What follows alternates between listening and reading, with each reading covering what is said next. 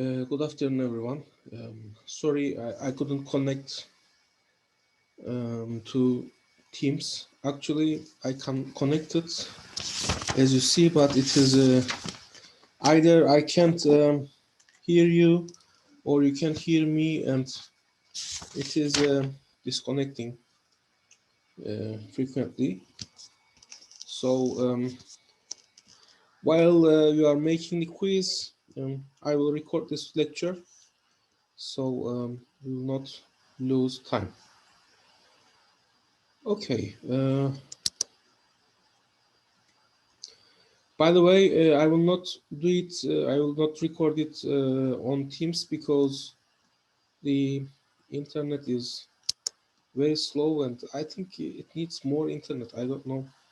Um, while I am working with Zoom, it is much more better, much more faster, and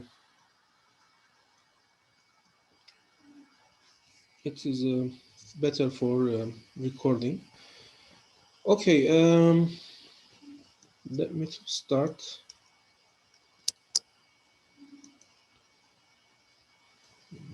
Let me to open my lecture notes. The notes appearing here.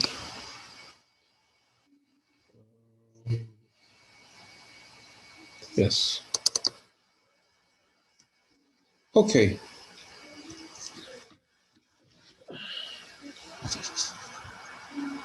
Okay, when you see this yellow curtains, it means that I am at village. So this old-fashioned curtains. Okay. Last time we just made an introduction, and today I just want to start chapter 2, which its name is programming in the small one. Here we will just check the tools of basic programming, but not means as simple. I mean the basic things that we have to know. And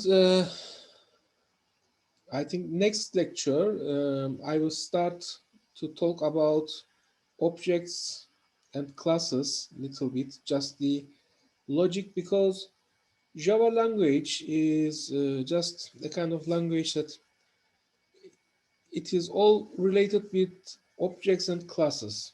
So it is not something like in C++ that you go, you check very, how can I say, you after you see the basic chapters, then you see object-oriented programming. This is just everything you are making with objects, classes. So I have to talk about in the beginning, but next lecture. Okay, programming in the small one, names and things. Of course, this chapter 2 is very long.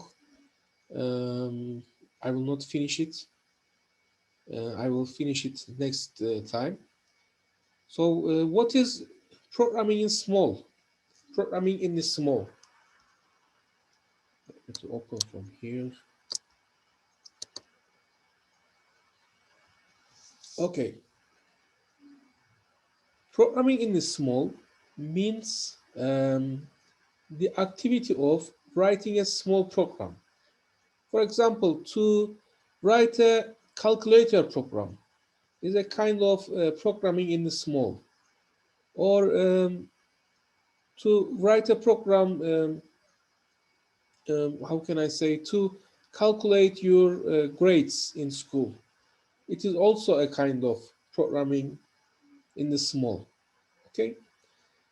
And it has an opposite side, programming in the large, which we can say that you are working in a company, you have a group, and each of you is writing a module that you are combining that modules, and then you selling it to a big company. So you are working together. So if you are working like that, that kind of programs that you are writing, of course, the combination is so-called programming in the large. Okay, so if you hear this term somewhere else, um, you can understand later. Okay, my aim is uh, to start to the topics that you didn't see it before as soon as possible. Here you will see that some of the topics that I am explaining you saw in C or C++ lectures. So sometimes you may think that, okay, we know this, why you are explaining this to us, but I don't know who exactly knows, who doesn't know. And also you will see, you will understand me when you see the Java codes. Um, you have to know much more things than before to understand it and to write a good Java program. I'm not talking about to just um, print something to the screen, but if you want to write a big program, um, you have to learn everything well. Okay, so this chapter and next, chapter 2 and chapter 3, examine the facilities for programming in the small, in the Java programming language. So um, we will see the basic elements of programming. So actually you are familiar, but because of this object class logic, some of them may come you strange, or maybe you will not understand, but don't worry, after a while you will get to use to it. So the basic Java application. As you know, a program is a sequence of instructions that a computer can execute to perform some task. Okay, you know it from the first year. So programs have to be written in programming languages. So we have to know a programming language to write a program, as you know. So the rules that determine what is allowed are called the syntax of the language. So the rule of a language, it is same in English, in Turkish. There are some rules,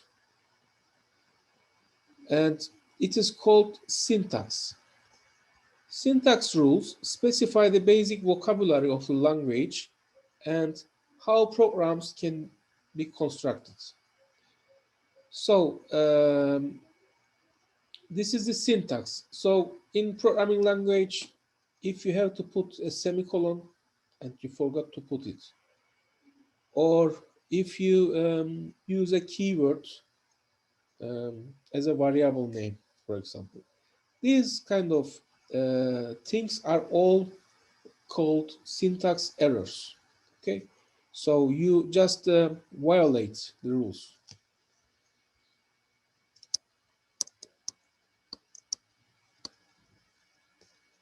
But it is not enough to write a program that will run. You want a program that will run and produce the correct result. So sometimes students are showing me a program, sir, it didn't give any error to me, but still it is not working.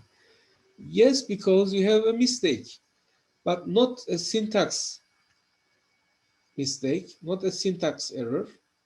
You have something else. You have a logical error. Okay, so because of computers are not humans, they cannot do it by themselves. If can do it, no need for the programmers. So pray for one day they will not do it by themselves. All of us will be unemployed.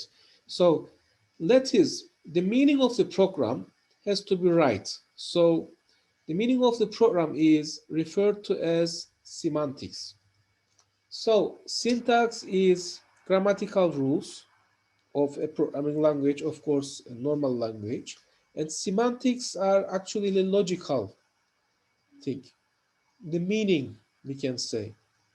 So I can write 6 English words here, okay, um, but it will not mean anything. For example, furthermore, that pragmatics I memorize by.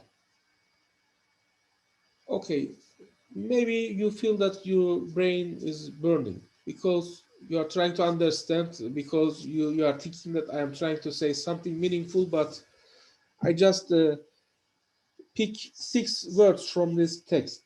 So, of course, if you put it, for example, Google Translate, it will translate you 6 words, but still the Turkish or in your language, whatever you translate, it will give you 6 words, but it will not be meaningful also. So it does not mean that you know some words and say, it does not mean that you can talk English.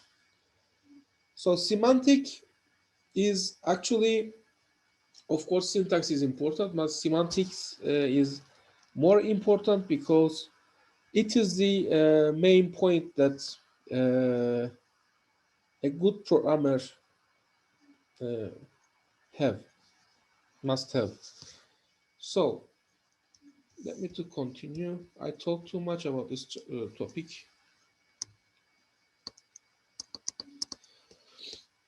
Okay, so after you watch this lecture, um,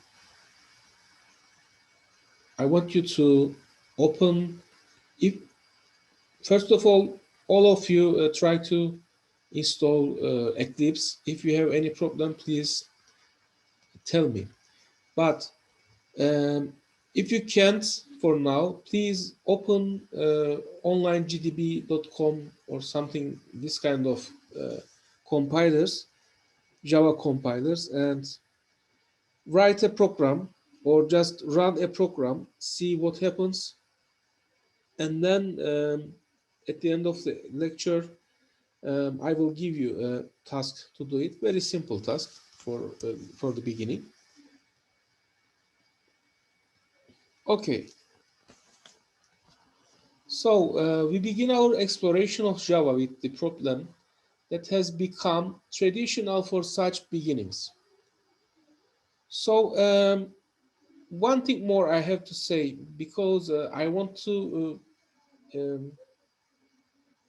make you to believe me while I am just reading so much things in the beginning. When I first um, my graduation project is related with Java. I at that time I took a lecture, but I don't know if I run any Java program before. I don't remember. And when I take the graduation project, they just my teacher told me that okay, take this program and run it.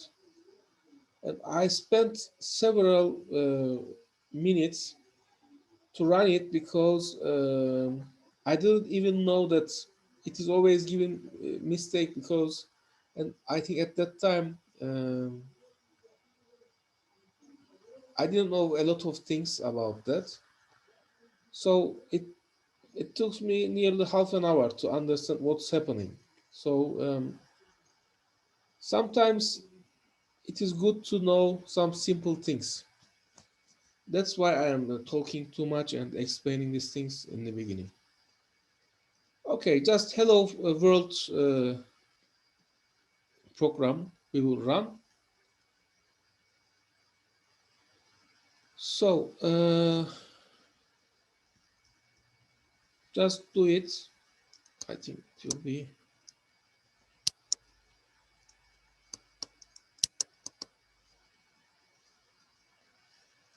okay.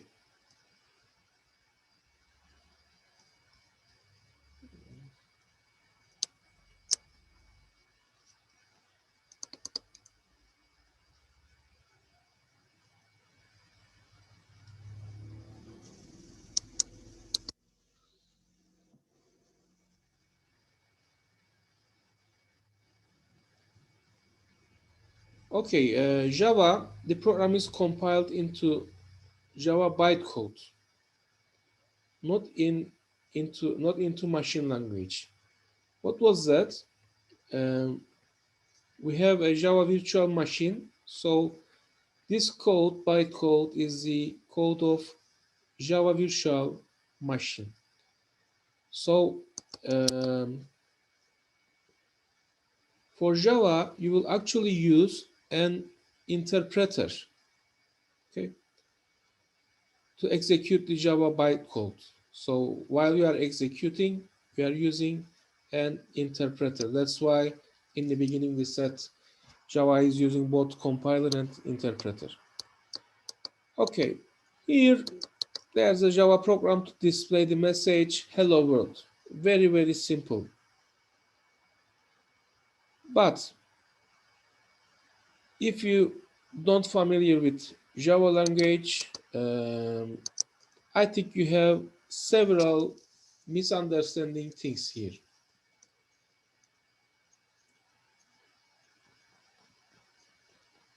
And let's explain that. The command that actually displays the message is system.out.println print line hello world. Okay, when you see this kind of braces, it means this is a method or function or subroutine. Here it is saying subroutine. So all of them are more or less same. So this command is an example of subroutine call statement. It uses a built-in subroutine named system out println to do the actual work. So what does it mean by built-in? Built-in means there are two kinds of subroutines. One of them is a programmer writes in the program. For example, when you need, if you want to make subroutines for addition, subtraction, multiplication, division, you can write a subroutine for each of them. So when it is coming to addition, that addition subroutine will be activated and do the task. So, but there is another type of subroutine which it is called built-in subroutine. Built-in subroutine means someone else did it for us. I mean, in the programming languages, and it is a kind of how can I say, give us practiceness while we are writing programs, because we don't need to write it again and again.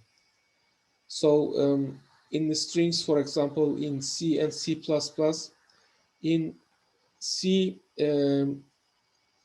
there are so many things that you have to write it by your own. But in C++, there is a function for that. So you don't need to do it by yourself. So this is something like that, built-in subroutine.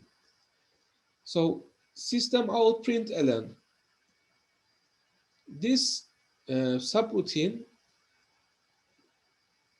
is a code, sorry, is a subroutine. This subroutine is a code that's written background of the programming language. So when we call it, it will do its task. So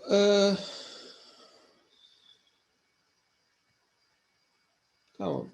Okay. So let me to read the book sentences. It is maybe better to understand. A built-in subroutine is one that is already defined as part of the language and therefore automatically available for use in any program. Okay, so when we call it, it is automatically do its task. So other thing in the program, it is something that you are familiar, comments. So this is one line comment, this is multi-line comment, this one. There is another type, Java, for Java doc. We will see it later, so I am not going to explain it. All programming in Java is done inside classes. The first line in the above program says that this is a class named Hello World. So you should have a main class and everything will be under that class. So Hello World is the name of the class, and also it will be the name of the program. You will see.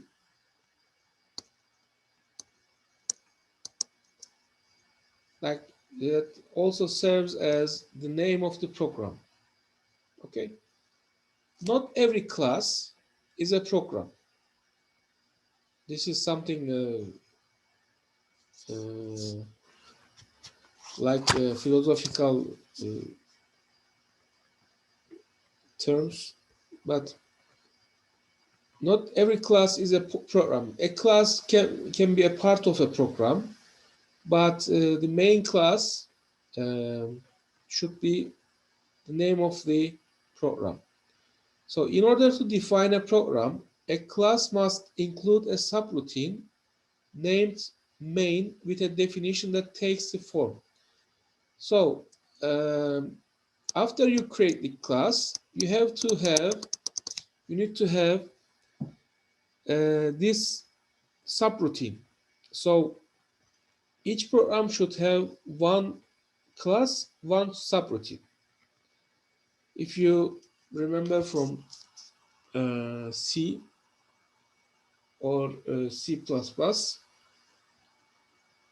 it is similar, but here we need to have a class.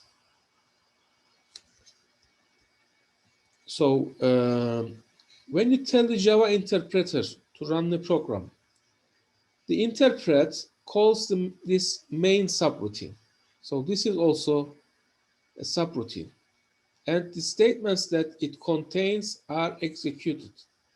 So this is a kind of, when you run, this main subroutine is executed, and of course the statements inside. You know that statements are the all programming parts here. One line, each line is called a statement. These statements make up the script that tells the computer exactly what to do when the program is executed.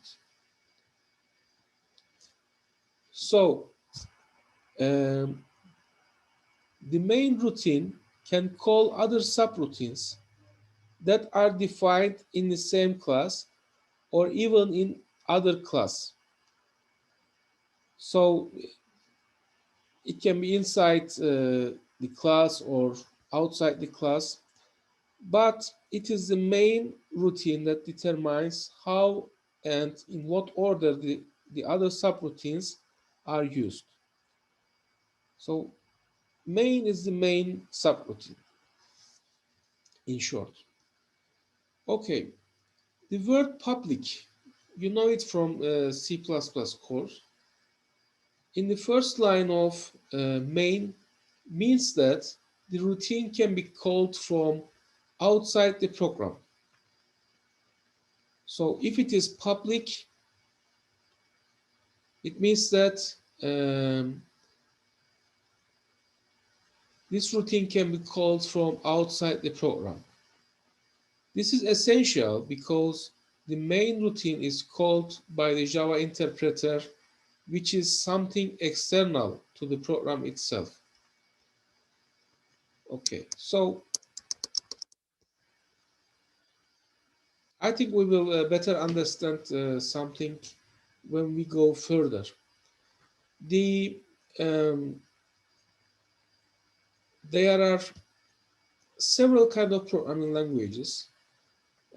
Some of them is just written to be how can I say, simple for the programmers. I mean, not waste so much time, not it will be practical, like Python. Some of them is designed for the people who wants to learn computer. I mean, the programming. It is a kind of programming language that designed for students. For example, in old times, there was Pascal, and some of them is designed for the people who want to make big programs. So Java is one of them, and the designers didn't think that okay, in the beginning this guy knows class or object-oriented logic. Their aim that their aim that to design a programming language for the programmers, real programmers. So it is not a good program to start programming. That's why we are teaching C++ because it is simple to understand. You are just making C out there. Here you write several words for to print something, and it will be more complicated. Okay.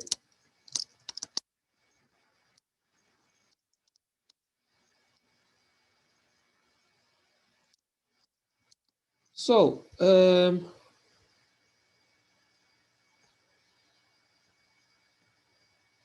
book didn't explain the remaining thing, so it will be explained later. Just here explained the main subroutine.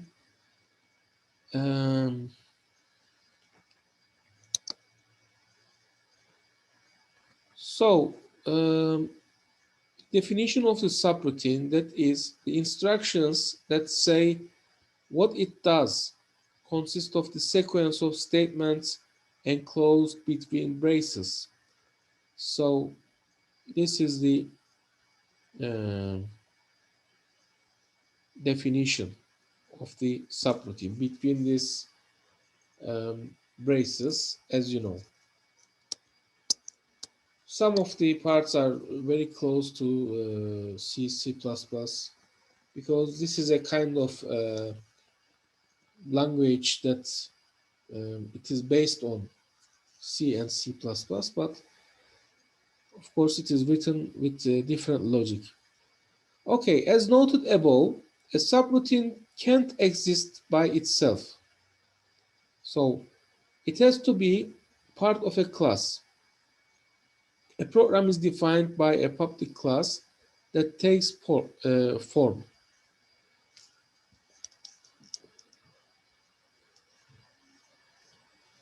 Okay, this is a kind of Java program. This let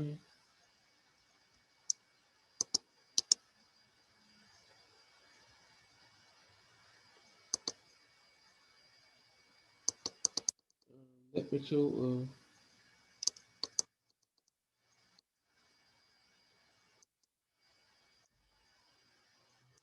okay. While I was reading several times, I just read that I don't want to read that at that time, but now I couldn't find it. Anyway, these parts are package declaration, imports that we will see it later. This is the class name and says the what kind of class is this, but when we are writing main class, this should be public. Okay, and also some variable declarations, subroutines. This is if you need it. This is the main subroutine, okay, and the statements. And also, this is the beginning, this is the end. This is the beginning of the class. Let me to show you. This is the beginning of the class. This is the end of the class. This is the beginning of the main subroutine. This is the end of the main subroutine. So in between, you can put, you will see it. I don't want to mix your mind. Okay, the first two lines have to do it using packages. A package is a group of classes. So maybe it is predefined from somewhere else, or maybe you write and here you give the name to call them. The program name in the line that begins public class is the name of the program as well as the name of the class. So when you are giving a name, for example, if your main class name is Hello World, your program name should be Hello World as well. So when this file is compiled, another file named hello world.class will be produced. So when it is compiled, it will create hello world.class. This class file, hello world.class, contains the translation of the program into Java bytecode. So we just convert it to Java bytecode when I create a hello world.class. So this can be executed by a Java interpreter. So hello world.java is the source code of the program, and to execute the program we need the compiled class file, not the source code. So why? Because of Java virtual machine, in each computer it should work. So hello world.class will work in each computer. That's why they choose that way. Okay.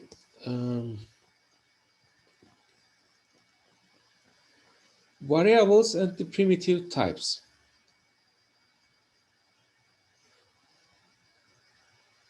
It is better to stop here and then continue, so I can just label them. Let's do it like that.